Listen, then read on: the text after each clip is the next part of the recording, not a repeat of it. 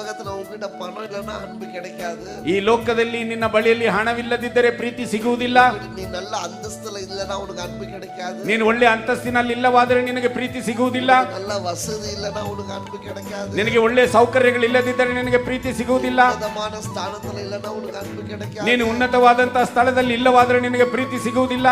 அவங்களுக்கு ஒரு ಲಾಭம் இல்லைன்னா உனக்கு ಅன்பು கிடைக்காது. ಅವರಿಗೆ ಒಂದು ಲಾಭವಿಲ್ಲವಾದರೆ ನಿನ್ನಲ್ಲಿ ಆ ಒಂದು ನಿನಗೆ ಪ್ರೀತಿ ಸಿಗುವುದಿಲ್ಲ. உண்மையான அன்பு உனக்கு வேணும்னா ನಿಜವಾದಂತಹ ಪ್ರೀತಿ ನಿನಗೆ ಬೇಕಾದರೆ ಯೇಸು ஒருவரால் தான். ಯೇಸು ಕ್ರಿಸ್ತನೊಬ್ಬನಿಂದಲೇ ಸಾಧ್ಯ. அந்த நல்ல gift அவர் பரலோகத்திலிருந்து நமக்கு கொண்டு வந்தார். ಆ ಒಳ್ಳೆಯ ಉಡುಗೊರೆಯನ್ನು ಆತನು ಪರಲೋಕದಿಂದ ನಮಗೆ ತೆಗೆದುಕೊಂಡು ಬಂದನು. அன்பு தேவ ஜனமே, ಪ್ರಿಯ ದೇವ ಜನರೇ, don't trust the people.